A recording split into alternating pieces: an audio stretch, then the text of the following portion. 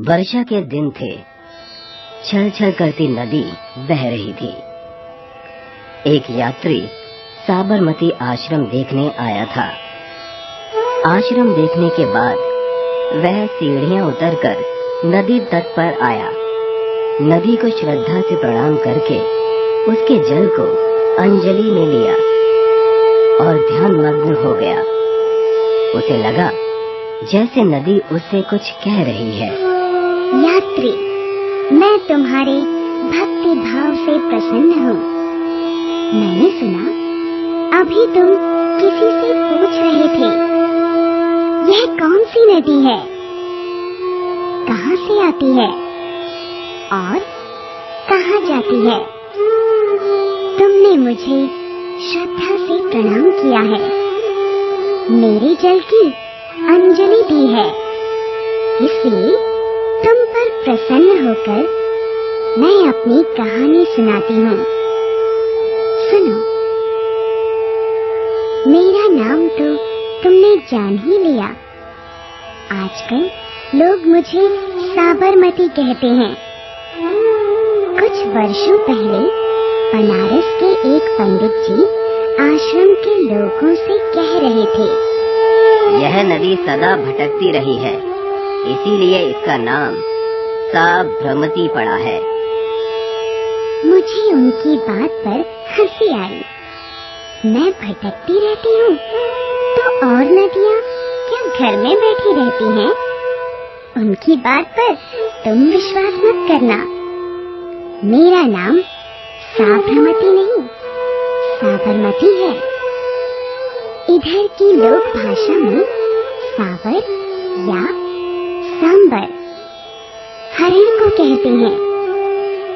मेरे तट पर साबर खूब पाए जाते हैं, इसीलिए तो लोग मुझे साबरमती कहते हैं। तट पर पाए जाने वाले पशुओं के आधार पर नदियों के नाम रखने की प्रथा पुरानी है। जैसे गाय से गोदावरी और गोमती तथा बाघ से बाघमती इत्यादि। अब सुनो मेरे अवतरण की कहानी। एक बार गुजरात में भयंकर अकाल पड़ा। तालाबों और कुओं में एक बूंद भी पानी नहीं रहा। पेड़ पौधे जलकर राख हो गए। गर्मी से जगह जगह धरती फट गई और उसमें दरारें पड़ गईं। राजा अपनी प्रजा की रक्षा न कर पाए। पशु पक्षी और मनुष्य मरने लगे। ऐसे समय में कश्यप मुनि दौड़े दौड़े भगवान शंकर के पास गए। उन्होंने हाथ जोड़कर प्रार्थना की,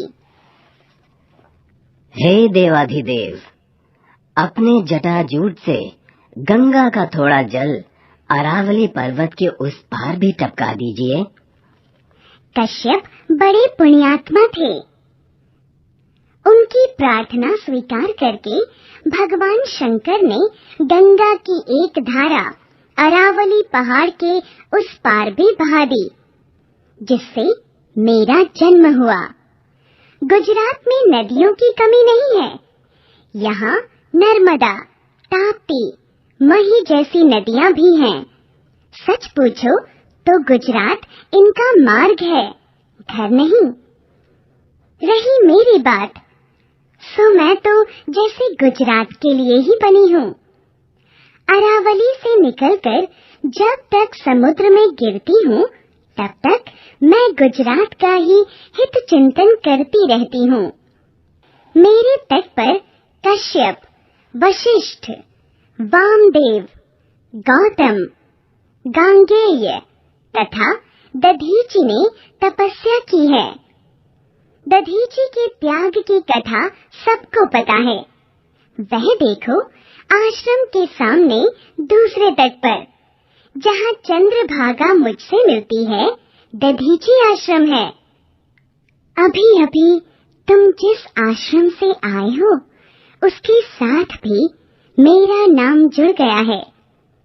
लोग उसे साबरमती आश्रम कहते हैं। यात्री ध्यान मग्न खड़ा था। अभी न जाने कब तक वह यूं ही खड़ा रहता, किंतु यात्रियों के एक नए दल के समूहगान ने उसका ध्यान भंग कर दिया। वे गा रहे थे, दे दी हमें आजादी बिना खड़ग बिना ढाल, साबरमती के संत तूने कर दिया कमाल।